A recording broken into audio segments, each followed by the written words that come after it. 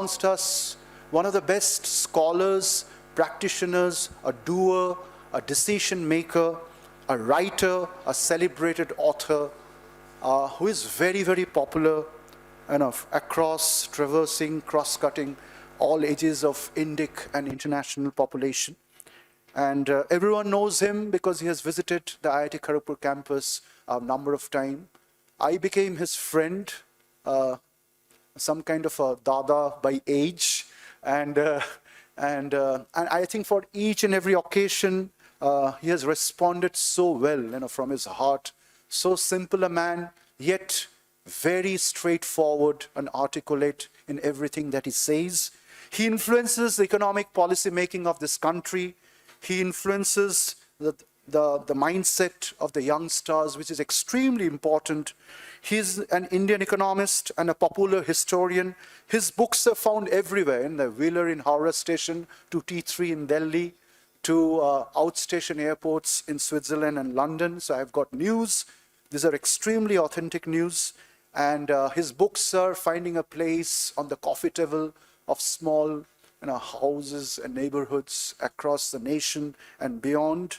And he's cutting a mindset change, a validation, a reclarification, a re-exploration of the footfalls of Indian history, something which Sister Nivedita wrote about 100 years back, the real footfalls of Indian history.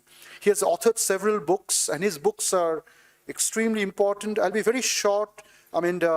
He's an immensely academically rich person. He was a Rhodes Scholar, and he picked up his master's from the St. John, and he worked for the Deutsche Bank till about 2008, and then he joined the Ministry of Finance 2017, became a part of the Economic Survey of India, and eventually became the economic advisor, the principal economic advisor to the government of India under the ambit of the Ministry of Finance, and today is appointed as an honorary member of the Economic Advisory Council to the Prime Minister. So it goes on and on and on.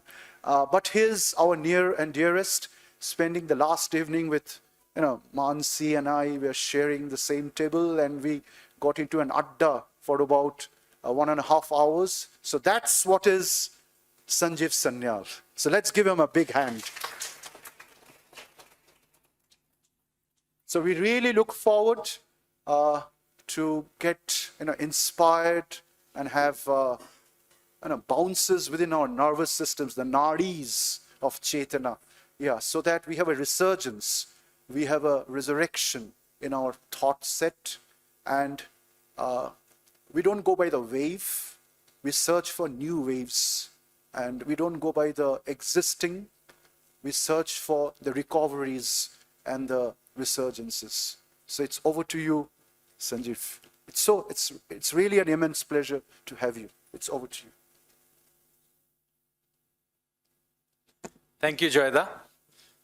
It's a real pleasure to be here in IIT Kharagpur. I've been coming here for many years. I think the first time I spoke here was about 9 years ago I think it was the Kshitij in 2013. And since then I've visited here several times, many times as the guest of Joyda and of various different departments. So thank you once more, Joyda, for inviting me. Today I'm going to speak about one of my pet topics, which is the idea of Bharat, i.e. a history of civilizational identity. Now, why is it that here in 2022, we're going to discuss this history of civilizational identity? Now, one of the interesting things is that till the 19th century, the fact that India had a clear civilizational identity was actually never disputed. And it's really from the middle of the 19th century that this idea began to pop up that somehow India is just a collection of random people unconnected to each other. This sort of thinking occasionally finds its voice even today when leading politician can stand up and say something to the effect that there's no such thing as the Indian nation. India is just a union of states. So where does the origin of this thinking come from? Well, the origin of this thinking comes from a colonial denial of Indian civilizational identity. So once the Europeans, and specifically the British, conquered India, they obviously had to think of some way of justifying their occupation of the country. Now, this is not a problem they uniquely had with India, because the Europeans had conquered many other parts of the world. But their usual solution to this problem was a concept called terra nullius, which literally means empty land. So when the Europeans turned up in Australia, they just declared it as terra nullius, i.e. empty land, since there was nobody there, evidently. And in other words, the Australians were not even, the native Australians were not even considered to be human. They could just take over the land and do whatever they wanted. Now, this concept was in place till very recently. In Australia, for example, it wasn't in place till as recently as the 1990s, when finally indigenous land rights began to be recognized. But in India, it was very difficult to make the case that there was terra nullius. There were clearly people there for a long time. They had established property rights. They had set up cities, civilizations for thousands of years. So since you could not simply deny that Indian civilizational identity, or rather could not say that this was just empty land or terra nullius, you basically, what you then did was go and try and create a narrative in the following line. So I'm going to quote here from John Strachey, who was a very senior official of the colonial government. He was the acting viceroy, in fact, for a period. And he says, the first and most essential thing to learn about India, that there is not and never was an India. So he simply denied that such a thing as India was there. And the same idea you can see right to the end of the colonial period, where when Winston Churchill makes the statement, India is a geographical term. It is no more a united nation than the equator. So the point is, clear and repeated denial of any sense of Indian identity. And by the way, the use of the term South Asia today in Western academia is used for somewhat similar thinking. Now, so if there was an identity, those of us who believe that there was an identity, where do we start? And we have to start, obviously, with the word Bharata, which is our indigenous word for ourselves. And where does this word Bharata come from? So the earliest known use of the term Bharata to relate to a people comes from the Rig Veda, which is the oldest Vedic text. We can debate how old it is, but my own sense is that it relates back to the early Harappan period. So it's at least 5,000 years or old. And it relates to a Vedic tribe, which is mentioned in the Rig Veda, called the Bharata or the Trutsu tribe. So they are interchangeably used. Bharata or Trutsu tribe. And this tribe lives along a river called the Saraswati River. The river is mentioned repeatedly in the Rig Veda. It is there in 45 hymns, and it is mentioned 72 times, and it is clearly a very important part of the landscape of the Vedic people, because it is mentioned as the mother of rivers, or Sandhu Mata.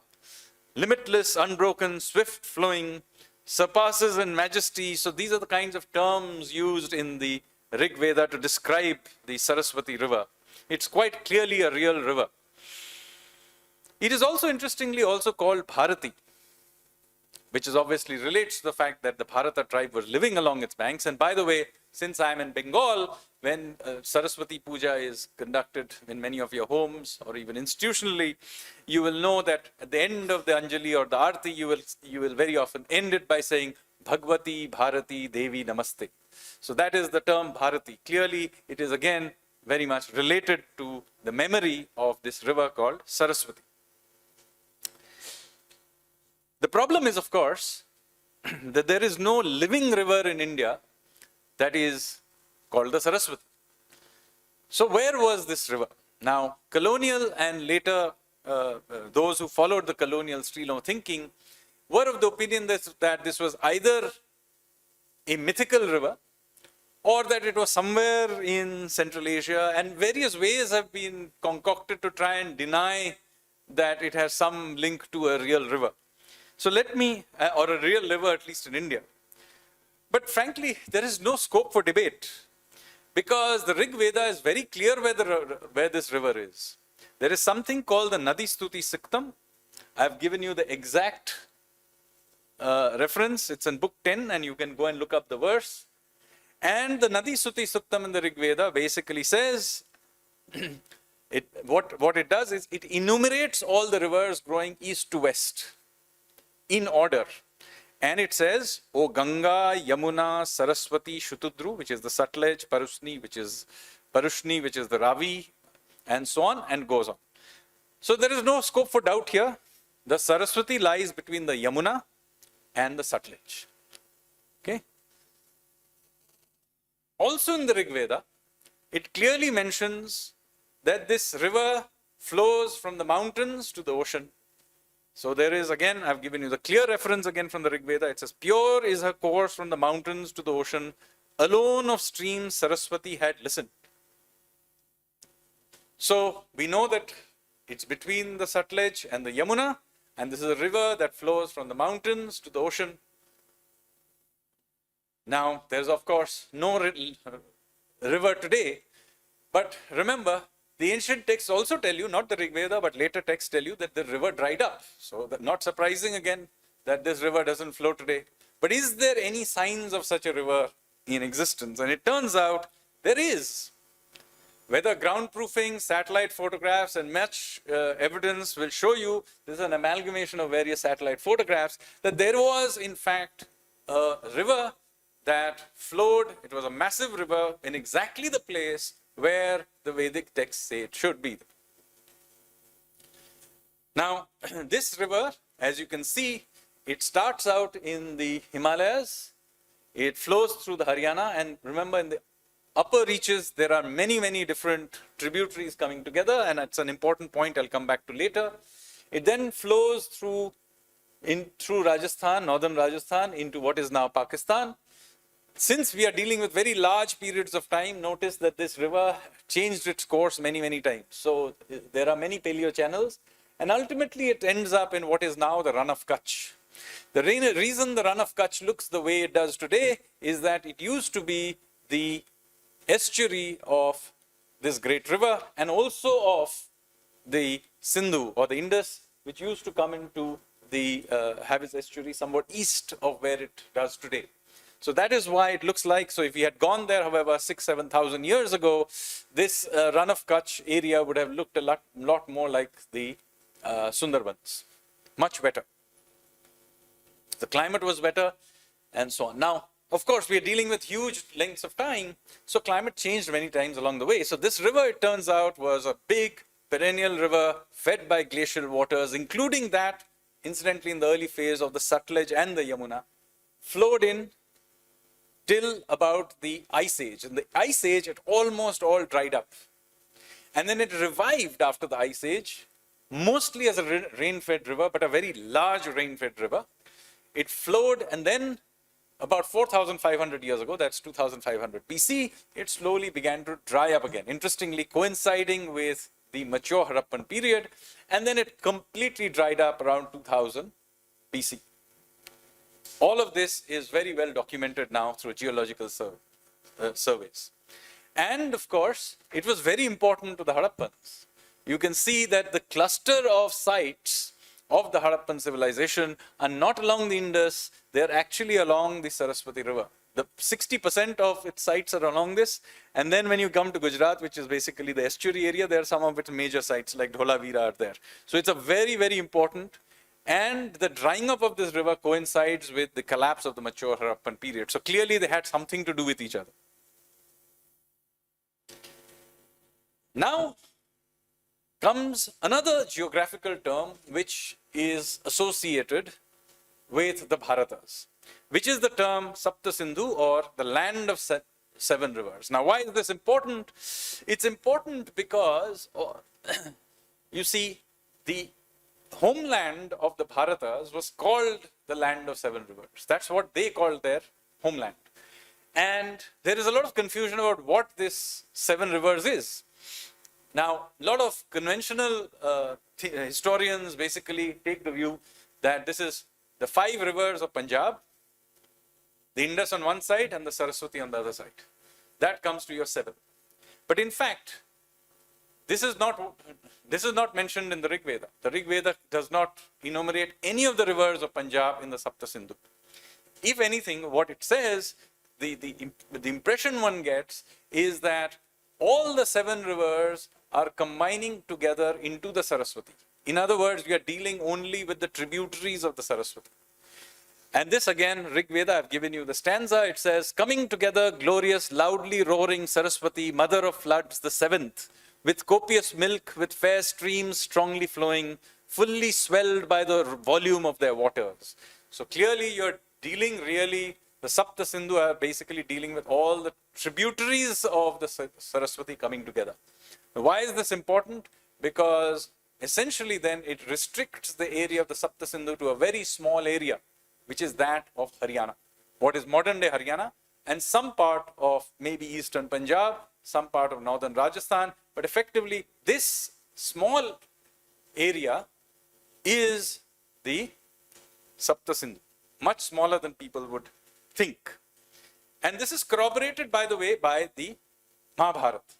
Because in Mahabharata, Balram goes on a pilgrimage. He doesn't participate, as you know, in the Kurukshetra war. He goes on a pilgrimage. And when he goes on a pilgrimage, he goes along the Saraswati.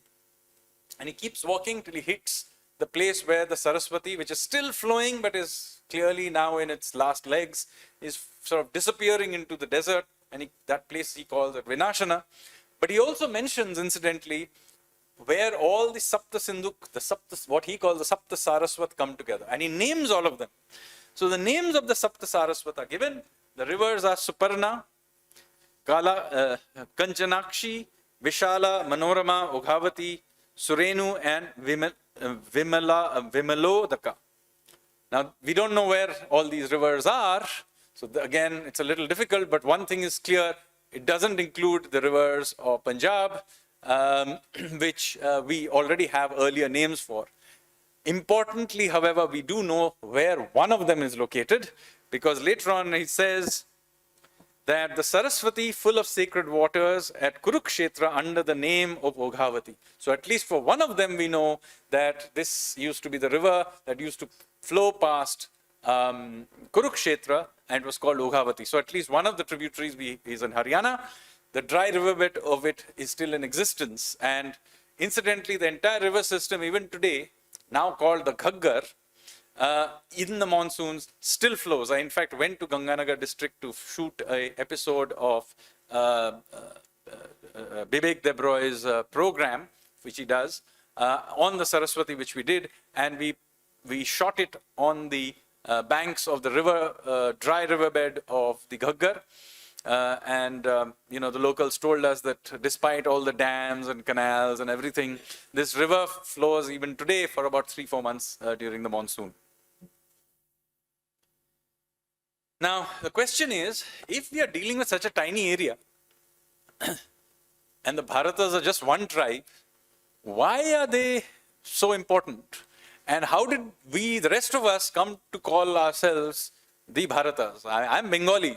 Why do I consider myself by the name of a Haryanavi tribe? To understand this, you have to go back to the single most important political event that is mentioned in the Rig Veda, which is called the Battle of 10 Kings.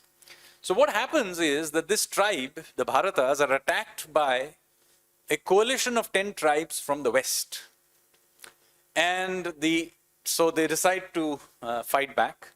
And you have a description of how the chief of the Bharatas, a chief called Sudasa, the grandson or son of Divodasa, and his guru, Vasishtha, they rally the troops and cross the Saraswati towards the west to meet these tribes. So these tribes are coming in from the west. So the Bharatas move westward to meet them.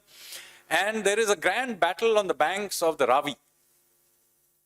And in this battle, the Bharatas completely destroyed this coalition.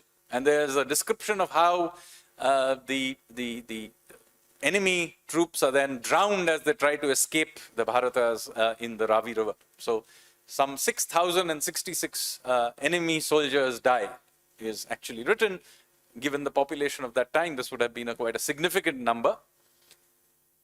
So this is a great victory. The Bharatas clearly win against the combined strength of the enemies.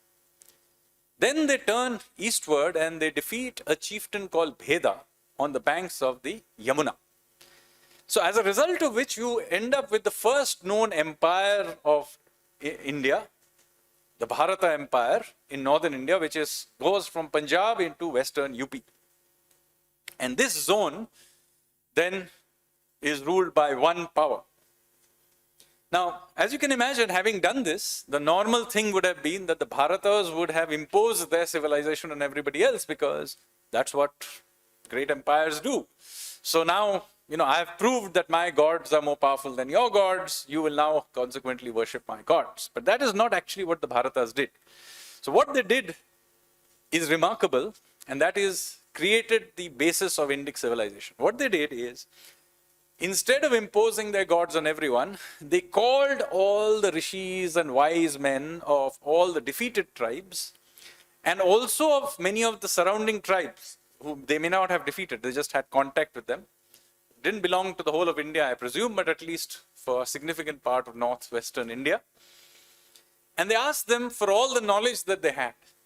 And they combined all this knowledge into a sort of compilation that we now know as the Vedas. The Vedas are a compilation of all the ideas, knowledge, gods, etc. of all the tribes with whom the Bharatas had a contact.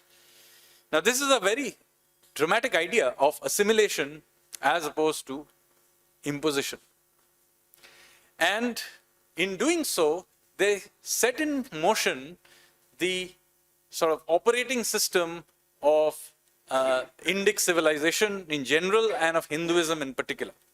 So effectively what they did, they created an operating system on which you could keep adding new apps as you got along. So if a group of people signed up to this Bharata idea of civilization, their gods would get accepted into and their ideas would get accepted on an equal basis into this format. So what the Vedas do is they create the operating system. Now, is this something that we can clearly discern from the Vedic texts? Yes, absolutely. In fact, the very last chant of the Rig Veda clearly mentions this, where it says, "Assemble, speak together, let our minds be of one accord, as all the ancient gods unanimously sit down in their appointed place." So all the gods have a place around the sacrificial fire. The place is common, common the assembly, common the mind, so be our thoughts united. A common purpose do I lay before you, worship with your general oblation, i.e. everybody is given the same oblation. One and the same be your resolve. Be of your mind of one accord, united be the thoughts of all that may have happily agreed. There are many translations. I've used a standard one. I think this is from Griffin. You can all go and check this. In other words, the very last chant of the Rig Veda is in some way the agreement. And all the gods have a place around the sacrificial fire. I'll come back to this point because this is important. It is important also because it explains why I, as a Bengali, call myself a Bharata, because a long, long time ago, my ancestors signed up to this idea, and their gods, and given that I'm a Shakta, probably goddesses, were given a place around the sacrificial fire. That is how I ended up, a Bengali, calling myself by the name of this Haryanvi tribe. And this idea turned out to be quite a popular and powerful idea because it spread. And so by the Puranic period, you can clearly see that the idea of Sapta Sindhu, which is just tributaries of Saraswati, has now become spread to all across in the Indian subcontinent. So there is a very popular chant which is from the Brahma Vairavata Purana, Brahmakand. I've given the exact reference, you can check it yourself. It's a popular chant used for ritual bathing. And it goes somewhat like this. Gange cha Yamune chaiva Godavari Saraswati Narmade Sindhu Kavari Jalasmin Sannadhim Kuru. Many of you probably know this and even chant it. And what it means is, O Ganga, Yamuna, Godavari, Saraswati, Narmada, in Sindhu, Kaveri rivers, may all your waters come together to cleanse me. Incidentally, this is ritually done for any major yajna, etc. Waters are supposed to be brought from all over, put in together. And even if you are not actually doing it, symbolically that is what is done. So what is happening, the idea of Sapta Sindhu has now, you can see, spread across India. And this is how this idea is, the Sapta Sindhu is now accepted.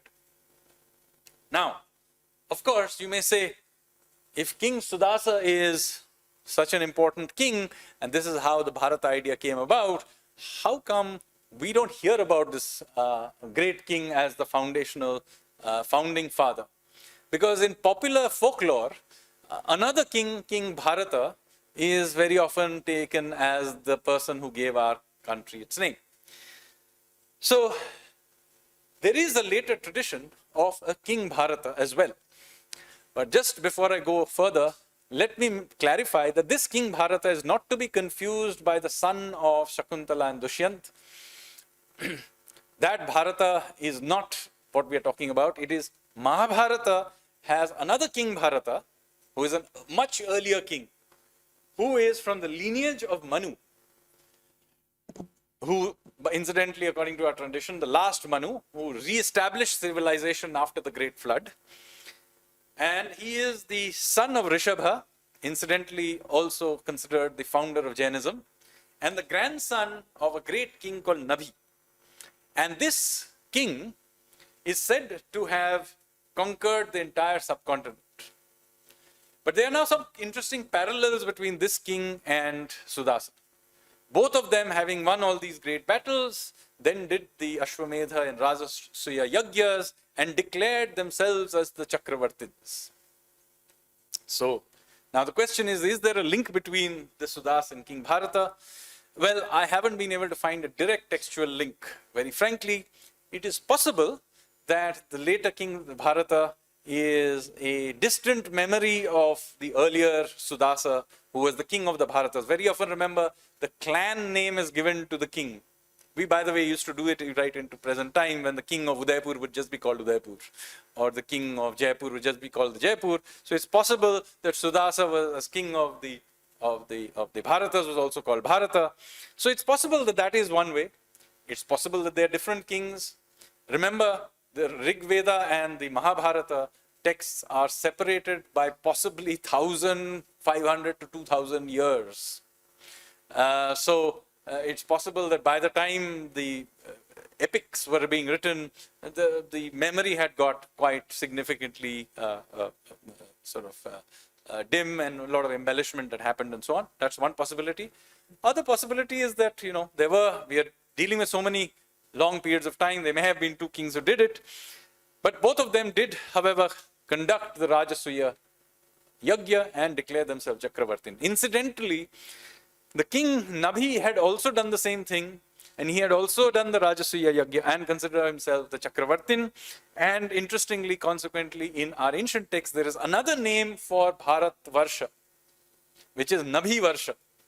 Not many people know this. In fact, while doing this research, I myself suddenly discovered that there is another name for India which I did not know, which is Nabhi Varsha. Anyway, the interesting part of all of this is that the concept of this sacred geography being united together by a Chakravartin is a very ancient one. And what is the symbol of this Chakravartin? It is, of course, the wheel, the Chakra. So it is interesting that there is a Chakra right in the middle of our national flag today. Very often we think of it purely in terms of the Mauryan Chakra, and of course that is in some ways also interesting because the Mauryas too had united the subcontinent. So that is correct, but it is taken very often by those who do not go deeply into it as purely as a Buddhist symbol. It's not the case. The Buddhists themselves took on the symbolism of the Chakravartin into the spiritual space. So, but those who saw the Chakravarti would have understood the idea of a universal monarch comes from the earlier idea of he who has conducted the Rajasuya and Ashwamedha Yajna and conquered the world. In other words, his chariot could be driven in any direction. That's why he was a Chakravartin. Now, the question is, okay, so you now have a theoretical conception of a civilizational idea, but was there a geographical context to it? So it turns out that in the Puranas, this geographical context is clearly laid out repeatedly. Very often the Vishnu Puran is quoted for this. It is actually there in every single one of the Purans. I have taken it deliberately from the Brahma Puran, from that which has been adapted from Vivek Debroy's translation. I like his translations not because he's a colleague at the Prime Minister's Economic Council. He writes in a beautifully simple style which I love. So I have taken his translation, and he says that the Varsha, i.e. the land that is north of the ocean and south of the Himalayas, is known by the name of Bharata, and the people there are known as Bharati. There are variations on this general thing in various Puranas. So this is. Moreover, it also defines its boundaries, not just as a subcontinent, but also in terms of who lives outside of it. So it mentions to the east live the Kiratas, which is the ancient name for those of the Tibeto-Burman people, and on the west by the Yavanas, i.e. the Greeks. This also dates the text because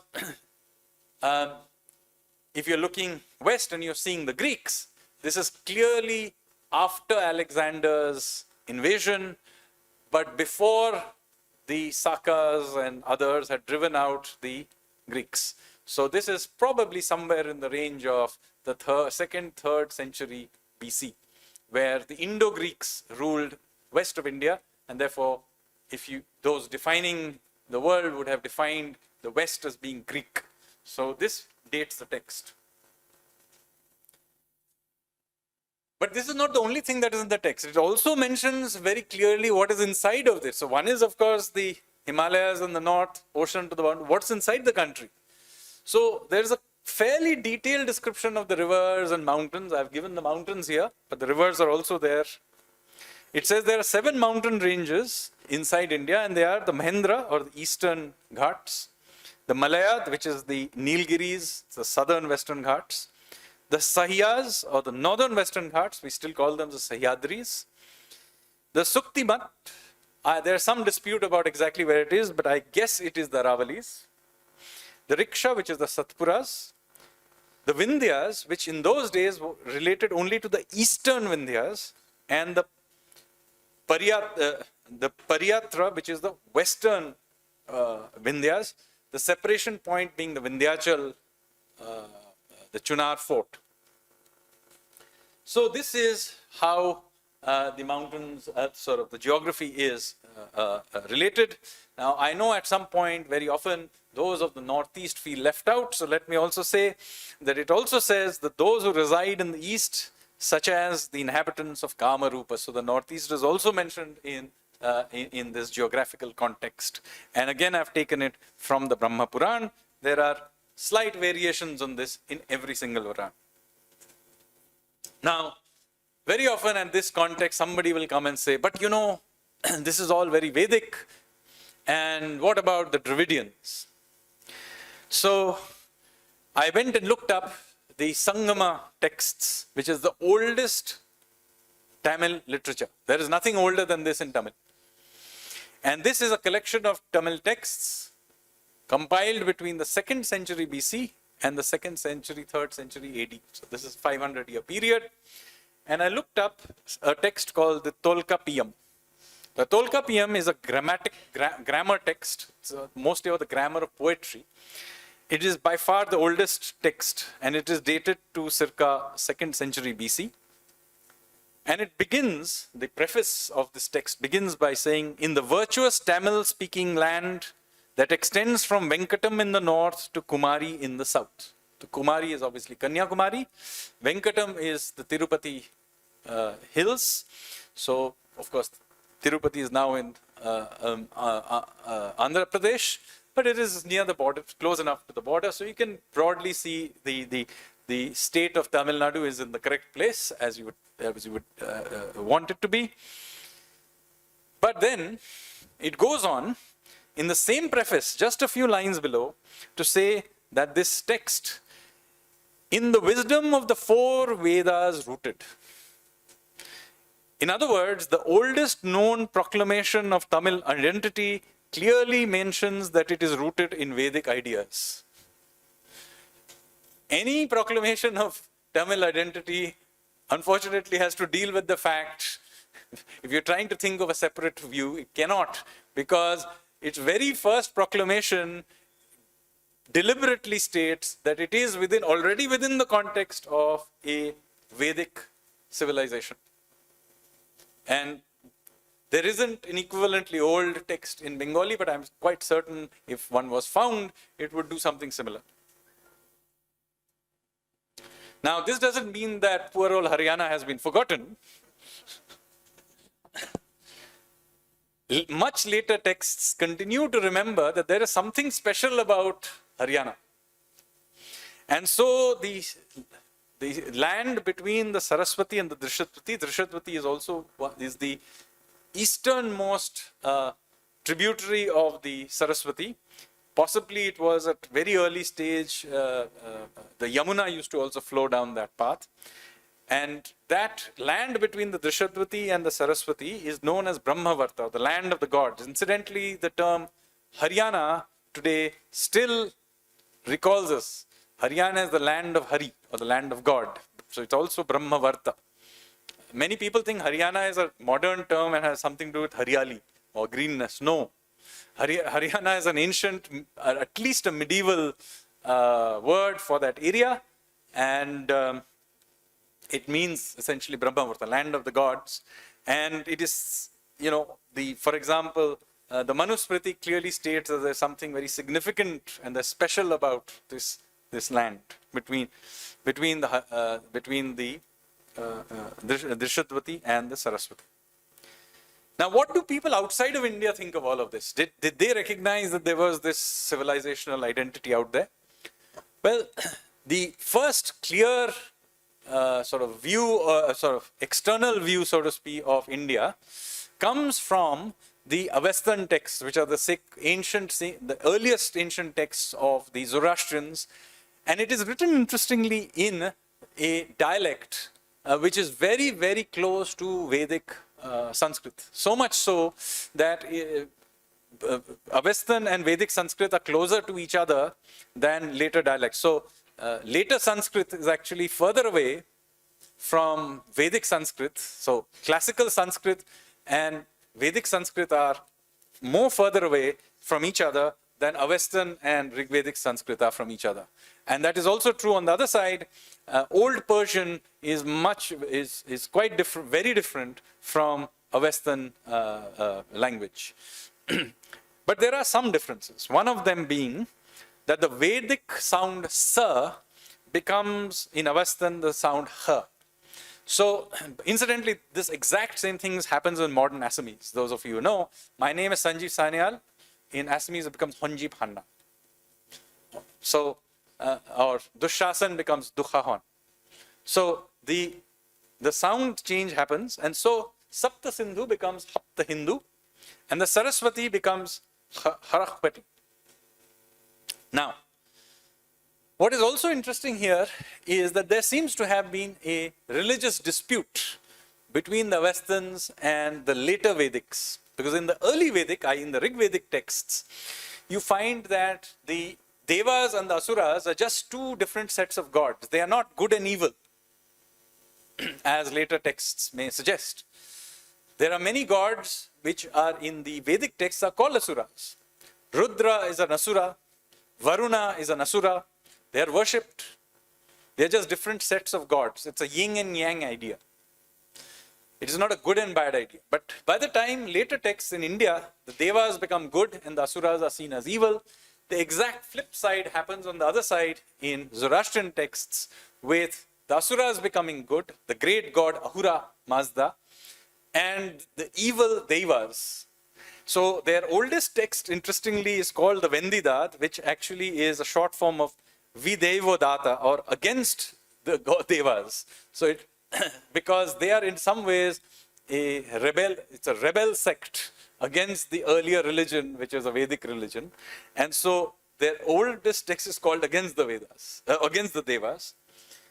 And in there it says that there was this great land called Hapta Hindu, which the Devas have taken over, and consequently the people there, that country has become too hot. Maybe it's an allusion also to climate change, I don't know. It also talks about a beautiful river called the beautiful KHARAGPUR, which has also got destroyed because the people there bury the dead. Now this is interesting because the Zoroastrians, of course, don't bury their dead. They leave them in the open, as you all know. But it, of course, fits with the fact that Harappans used to both cremate and bury their dead. So clearly, and also I think if I don't remember, there's a mention somewhere of another Vedic-related people who burn their dead. So all of this was deeply disapproved of by the Zoroastrians, and they sort of said, you know, the Devas have taken over these lands, and consequently all these bad things like becoming too hot has happened to them. So this is, but nonetheless, it's very clear that, you know, the term Hindu comes from Hapta Hindu and is very, very old. There are other, of course, descriptions of India. There is the Chinese, Greek, Arab descriptions. The ancient Greco-Roman term is Indioi or Megasthenes is Indica.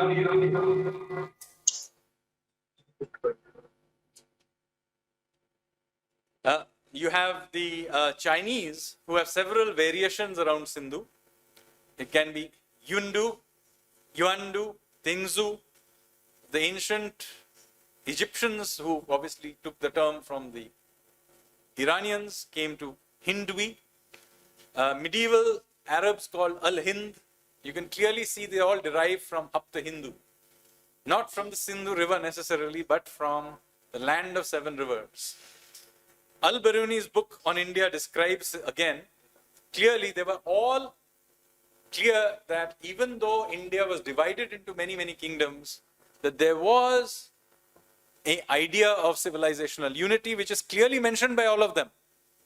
And Al-Biruni clearly states this, that India may be divided into many kingdoms, but they are the same people.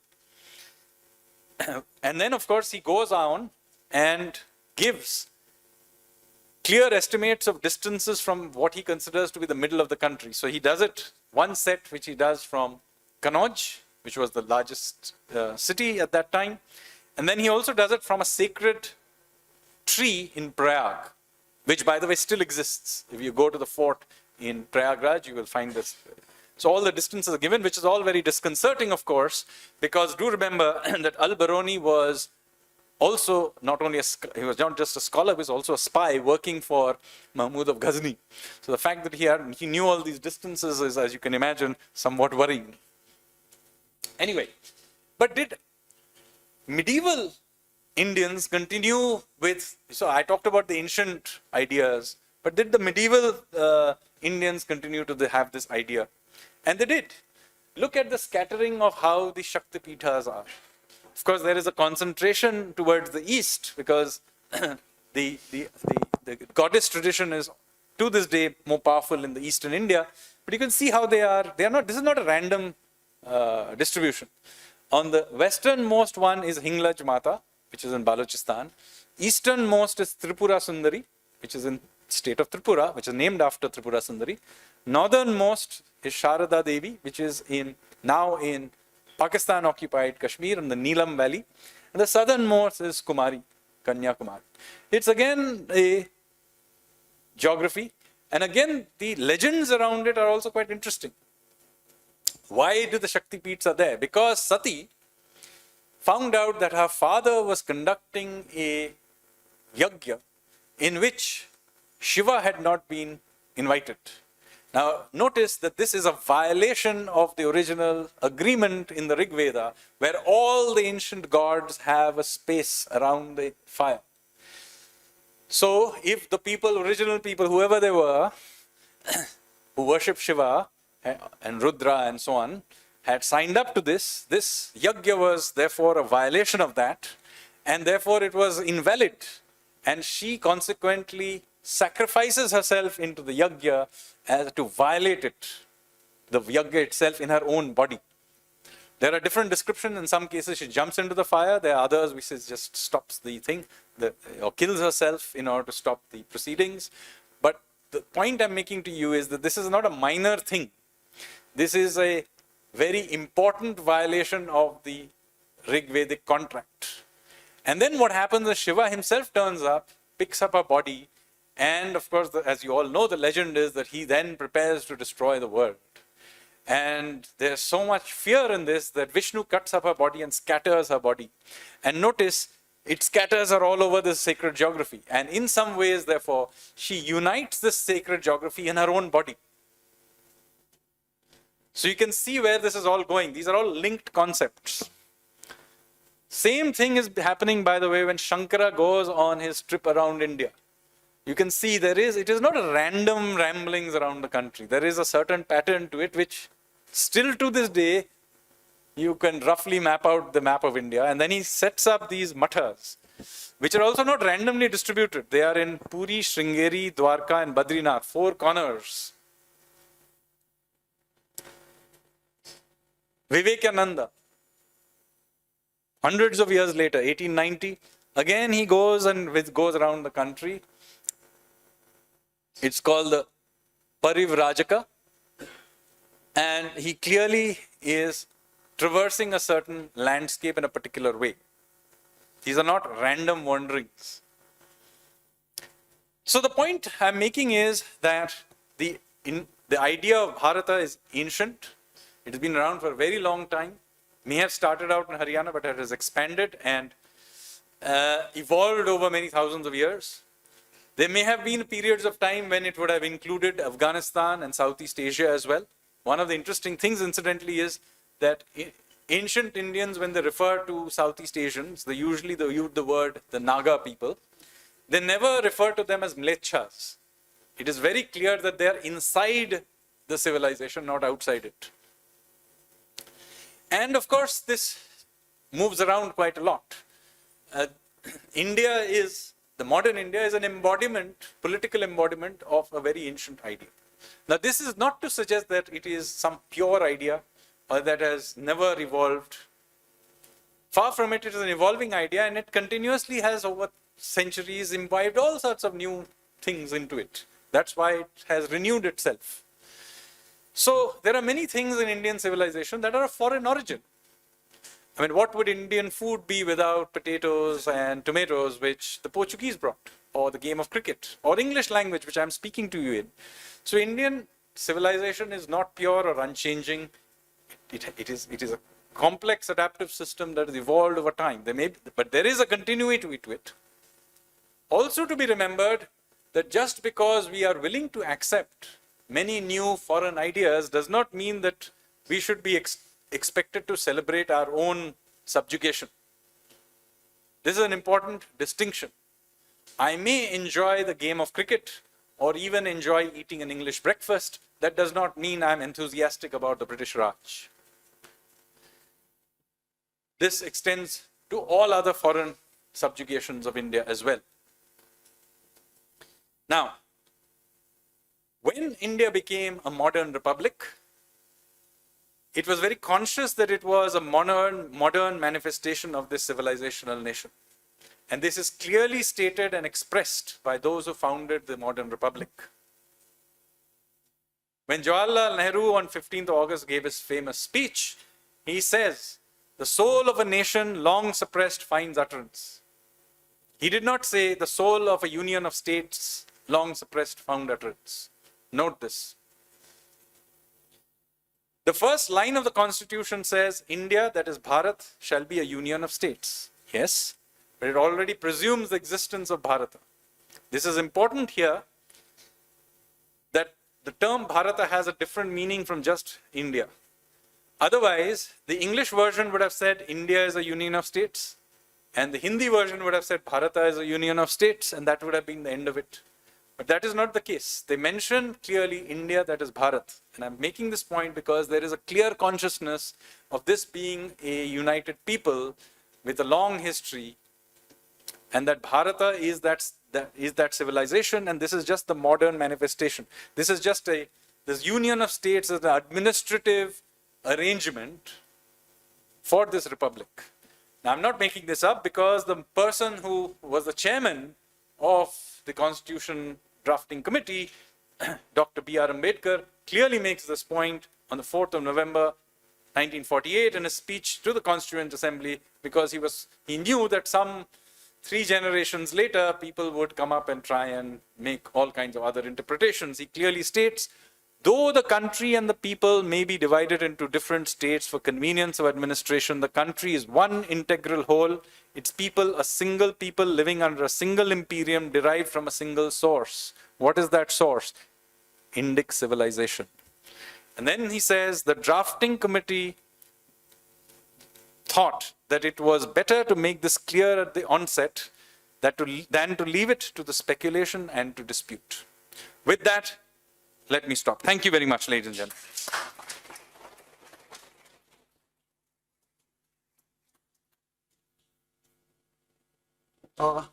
What a befitting lecture to the spirit of Bharat TIRTHA too. Absolutely brilliant. And I know there'll be hundreds of questions and answers. It's going nationally, internationally on the YouTube. But I like to push on very quickly because I want to invite a true Bharatiya, 2 true Bharatiyas, one in expression and one in disguise. So one is Dr. Mahesh K. Mahesh, where are you? Yeah. But today you are not in Bharatiya. But please come.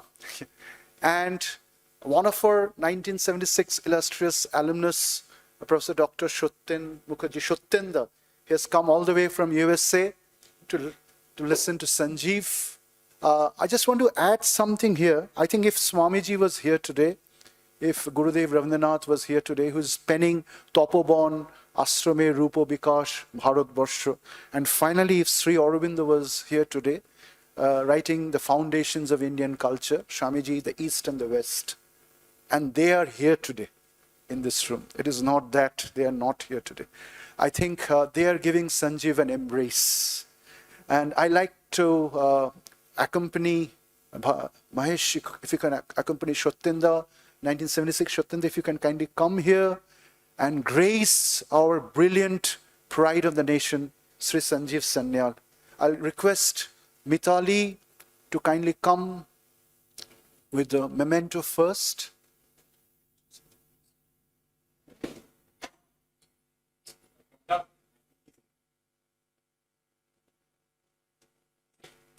Shottenda is an Indophile and teaches Sanskrit in the US. Not true, not true. Yeah, that's how IITians say.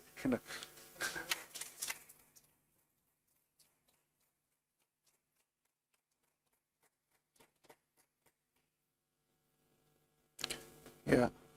I want you to do this first because Shottenda will be leaving for a seminar. And I'll also request Shottenda to deliver or transfer or forward some of these books, books on Ramayana by Anita Bose and his team, the proceedings of the conference, and a small book written by me, which is a part of a 4th series, which is inspired by Sanjeev, Yeah, the 4 little books of mine published by Ananda, to give it to Sanjeev. Yeah, Anita, you can come here and join. So I think Shottenda is leaving within half a minute. And Shottenda, you want to say anything? If you have a hand. Yeah. All I can really say is, wow. I'm overwhelmed.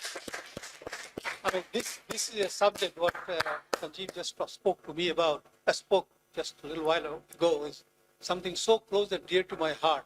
I've been studying the original Mahabharata for many years now, at least 15, 20 years. Take me another 30 years to complete, if I'm still alive. But I could see the quotations he was actually bringing up from the scriptures. I mean, he has studied this very, very deeply. I could say that. Fantastic. And it's an honor for me to actually listen to such a person. And I'd like to sort of keep in touch with you, so to learn more going forward.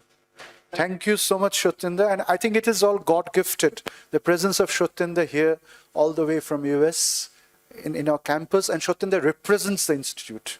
And he's one of our proud members who makes us proud, and to greats.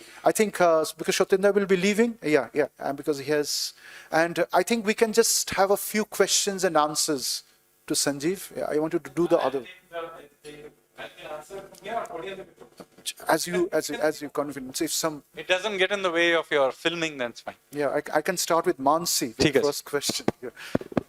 How is water flowing all across the nation, the rivers of India? Yes, actually, I was just listening to Sanjeev and I was thinking that it's water, water everywhere. Yes. Everything is about water there. And we already had a conversation when we were traveling here from the guest house that we really need to have more focus on the environment part of it because our rivers are crying.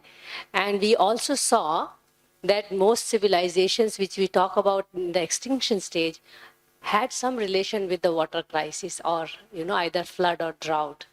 So, and there is clear mention in Rig Veda about You're it, absolutely please. right on this. Much of this has got to do with water. The first civilization of India, the Harappans, died out because of climate change and the drying of a river. And this idea of river and water is there throughout our texts, by the way.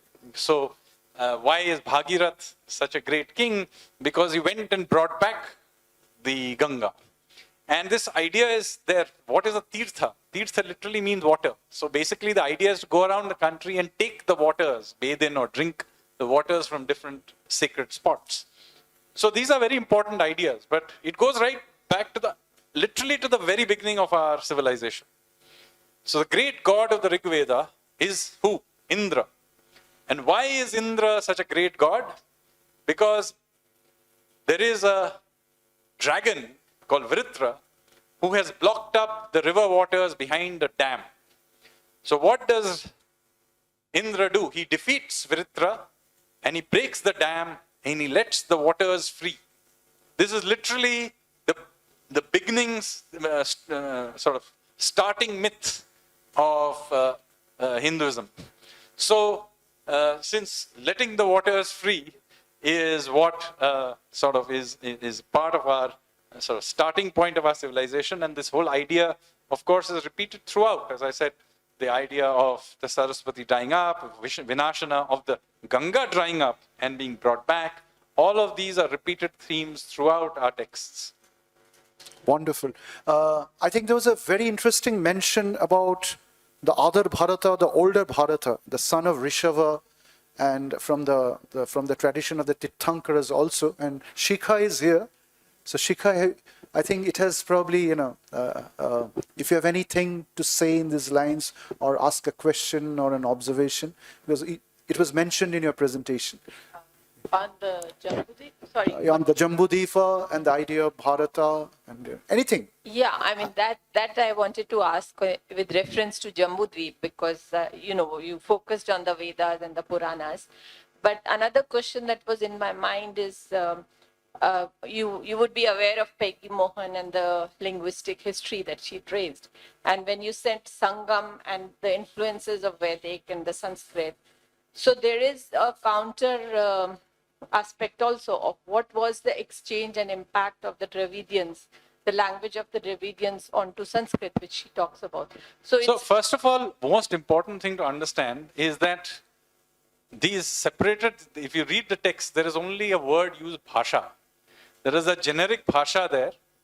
And different parts of the country, naturally, we are a very mixed up people. So there are many languages. Why just Southern, Tamil or whatever? Even Sanskrit is not a pure language. There must have been many languages, many variations on these languages. They must have mixed because we are dealing with thousands of years. So this idea of there being some pure origin language is itself a misnomer. There is no such thing as a pure civilization. There's no such thing as a pure language. There's no such thing as a pure people. In fact, we are not even a pure species. It turns out we have inputs from other hominids as well. So we are Neanderthals, Denisovans, and so on. So the point I'm making is, similarly, there is no such thing as a pure Dravidian or a pure Aryan or pure Sanskrit or any such thing. Sanskrit itself is an evolving language. just because you're an expert on Kalidasa's Sanskrit does not mean that you can understand what is written in the Vedas. Incidentally, they only share 50% of their vocabulary. Panini's grammar does not apply to the Vedic texts. So we are dealing with very long periods of time where these languages have dramatically changed. So, so much so that, as I said, if you the texts of the Vedic texts are written in a language that are closer to a Western than they are to the language of Kalidasa. So you're dealing with lots of change, lots of, so this idea we have of purity, of some static Paninian Sanskrit, all of this is actually not true. This fossilization of Sanskrit, incidentally, in our minds is part of the problem. There was always, Sanskrit just means the refined end of a language spectrum. Sanskrit literally means refined. The general language used were Prakrits. These Prakrits changed around. They took words from everywhere. And sometimes they became popular enough, they ended up in Sanskrit as well, like we do even today. If a popular enough word ends up from one language to another language. And English language is a great language because it evolves. So Sanskrit was a great language because it evolved. By the way, that's also true of the Tamil. So Tamil was a great language and still continues to be a great language because it evolves. It absorbs words from everywhere else. And so Sanskrit has words from Tamil. Tamil has words from Sanskrit. And by the way, there are many common terms that are used. For example, I'm not a Tamil expert, but I've been told by those who are, that even the conception of the sort of ancient Vedic conception of worship is yajna or homam. But the idea of worshipping something by offering a flower is the Tamil idea. Because puja literally means, I believe, offering a flower in Tamil. Yes. I just wanted to have, oh, I'm sorry, yeah. I'm forcing 3 questions and it's over for some time. We have Professor Narayan Chandra Naik, the head of the Department of Humanities and Social Sciences and also an economist. So the whole idea of Bharata, as it comes down today, Sanjeev is also taking policy decisions and frameworks at the national level. So if an intriguing question linking this presentation to the contemporary time, that is IKS, the Indian knowledge system. Yeah, thank you. But I believe today we are discussing something different. So it's much more intriguing than even economics what we have learned. So I don't like to get myself into that to ask Mr. Sanyal about that. But then I was wondering, this is out of curiosity, I'm asking you, you didn't mention much about Mahabharata. You just made a passing reference to that. Could you please link Mahabharata to tell this idea of Bharata? Well, I had only 1 hour and I could see the people already beginning to fidget. So one can go on and on in the subject. By the way, I could have also taken the idea of Jambu Dvipa and done this. I could have taken the Mahabharata. But as I said, the idea of Mahabharata, which derives the word Bharata in Mahabharata, as I said, let me be clear, does not relate to Shakuntala and Dushyant's son Bharata, but this older king Bharata, who was a Chakravartin and had conquered the subcontinent. So this is the Bharata that we are dealing with. So when we are dealing with, so what happens to his descent, so this is the story of what happens to his empire many years later. And of course, then remember, then Yudhishthir after also conducts a Rajaswaya this thing and an Ashwamedha and becomes a Chakravartin. So this is a repeated theme that is being established about this landscape. And why this is important is that subsequently for the next several thousand years, all the kings of India and even of Southeast Asia in some cases tried to link themselves back to people related to that Mahabharata lineage. All the way down, not only to southern India, so the Pandyas and the Pallavas, etc., would find, so for example, the Pallavas trace their lineage back to Ashwatthama. But they not directly, but through Southeast Asia. Similarly, it happens in Southeast Asia, various kings would do that. So obviously this idea of Mahabharata and the civilizational idea also paralleled with this idea of a political union of some sort as a dream. May have occurred occasionally with, say, the Mauryas briefly, but this idea of unification is quite a common theme. By the way, the Marathas also have it at the back of their minds when they are doing this, and of course it pops up in 19th century iconography as well, of the freedom movement in the conception of in Anandamath, and then national movement and so on, Bharat Mata and so on. So you can see that this concept keeps coming back. Thank you. We can just take two quick questions because Sanjeev also has to leave. He has two talks, one with the Bharat Chamber of Commerce and another large forum. And then he has a very important meeting to establish the Akharas of India, which is the Anushanal Shamiti of a larger Indian landscape. So Professor Deepika Shetty and very quick question. Okay, good, I think. Thank you. The thing is, our country, like you said, was inhabited since megalithic time. There have been proof right to the tip of India. It was never a place where habitation was not there. And it has a very good fertile soil and good river systems, which allowed human settlement. So this whole history that you have traced, I think further down south, this linkage, because there is commonality, we see a unification in terms of belief and construct. Because the diagram that I had found in our region was very close to the swastika. So it is megalithic period diagram. Yeah. And I'm sure the amalgamation that you were saying, that how they accepted things from different parts. And we are also called Parashurama Kshetra. So, so you're absolutely right. This is actually much more old. And unfortunately, you see, we often get swayed by certain constructs that are in our head. What was the colonial construct before they went into this idea of there not being in India? The original colonial construct was India was an ancient place. In late 18th century, early 19th century, there was an acceptance of India as possibly the origin of civilization itself. So you read the very earliest sort of Indologist texts. But now what happens along the way, the politics of the situation changes. The Europeans end up conquering India. And now this is rather embarrassing that that if the origins of the world come from these sort of dark-looking people who we rule over. So now flip the whole thing around and say, no. This civilization must have come from some rather fair-looking people called the Aryans who came from somewhere in the north. And of course, by conquering India, we are just giving you a software update. So this shift then requires you to shift the conception of India to the northwest and people coming in there. So that continued for a little while. Then, in the 1920s, a new civilization is found. Now, this is a real problem because this clearly predates your invasion. So they fiddle around somehow with the Harappans, and then they say, okay, there was a civilization, but the Aryans were still superior because they defeated them and imposed it on you. Now, later on, what happens? We begin questioning all of this.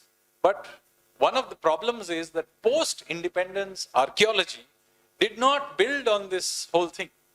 And it's only in the last decade that we have finally began to do some serious archaeology, which is new.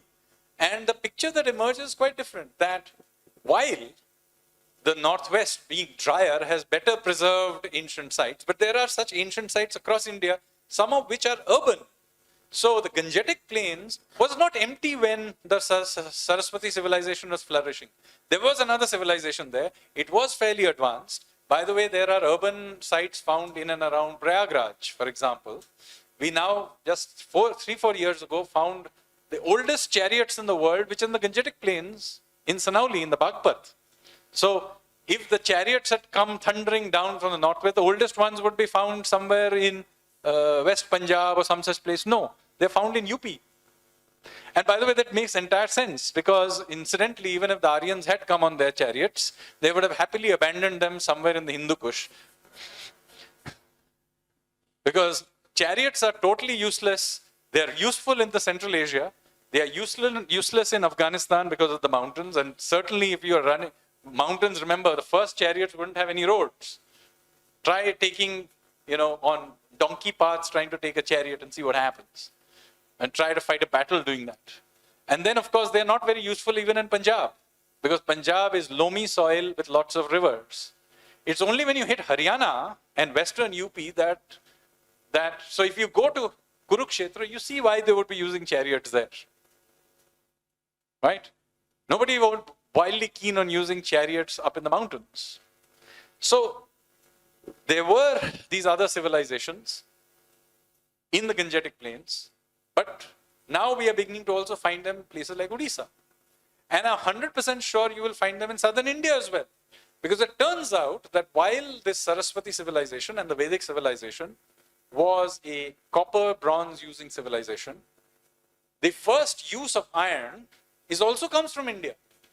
And it's not a North Indian technology, it's a South Indian technology. The oldest finding of iron usage anywhere in the world happens, guess where? It's in the Godavari Valley. It's in fact, they even found it in the Hyderabad University itself, the oldest systematic use of iron. And more is being found. And then it finds its way into the central and eastern Gangetic plains, then later to the western Gangetic plains. And then the first finding of these happens in the Middle East, happens in circa 1400 BC when iron is found in the Middle East. That is 500 years after it is already in use in India, and it is associated with a tribe called the Mitanni, who were Vedic tribe. So here are the people who are worshipping Indra, Varuna, etc. They are using chariots, which we know were already used in India, and they are using iron technology, which is an Indian technology. How are they a Central Asian? They are clearly coming from India. Yes. Yeah, two or three, because he has to leave, very quick. Yeah. Yeah.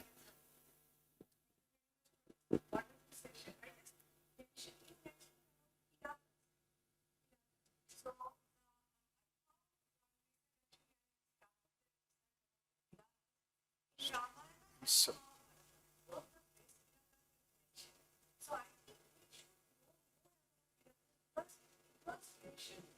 sure.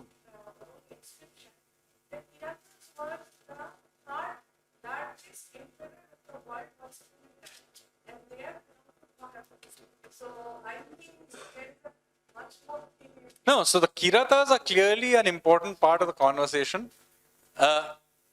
It may be that there are many texts, but by and large the texts seem to suggest that they are the people who are on the other side of the Himalayas or in the Himalayas. So my guess, they relate to the Tibeto-Burman people. Of course, they are not exclusive. They are all trading with each other. If you take Shiva as from Kailash, he's also Kirata by that logic. So it is not that these are exclusive cultures. I mean, clearly the Kiratas of today, the Tibetans worship an Indian Buddha. So these are co-evolved cultures with lots of give and take going on between them. I mean, clearly, all the descriptions of Sita, for example, suggest that she may have had Oriental features, by the way. She is supposed to have yellow skin. She is somewhat delicate, smaller person. It seems like she is possibly, and by the way, she comes from the Nepal-India border. So, and she was an abandoned child. So who knows, maybe she had some Kirata origin. So what I'm trying to say is, but they are not considered to be a separate people. They are clearly a linked people. Similarly, Rukmini. Rukmini is Krishna's wife. There are two traditions of Rukmini. One of them is that she's from Madhya Pradesh. By the way, not many people know this. There is a tradition in northeast of India that she's from an Arunachali tribe. So you see, this is important that Indic civilization does not place any great emphasis on racial purity. This is ironical because there was all kinds of attempts to impose on us this idea that the Varna system is about racial purity. No. All the handsome people and the beautiful women in our epics are all dark. Krishna, Draupadi, Ram, right? And even in the case of Sita, she's not described as fair, she's described as yellow-skinned. So clearly there's a lot of racial mixing going on over here. And this continues into later periods. So if you go and see the Ajanta and Ellora, one of the things you will find striking is all the kings, queens, and all the important people are all almost black-skinned. So dark skin is actually considered beautiful, good, etc. But even there is obviously quite a lot of mixing going on. Yeah, we can just afford 2 more questions. Yeah, one there, and last, Professor Shomesh Kumar. Yeah, yeah.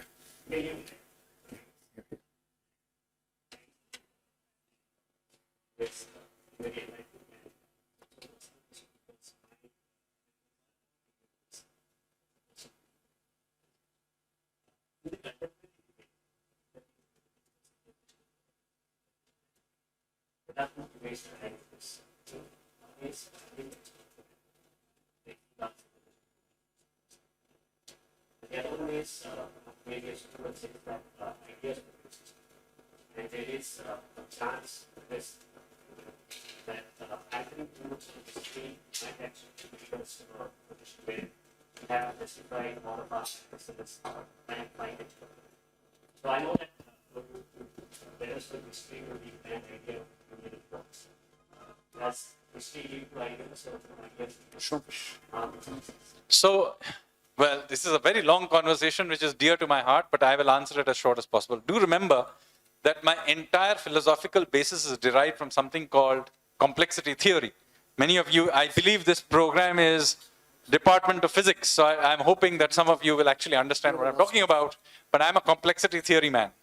And the whole point about complex systems is that it is not a reductionist system.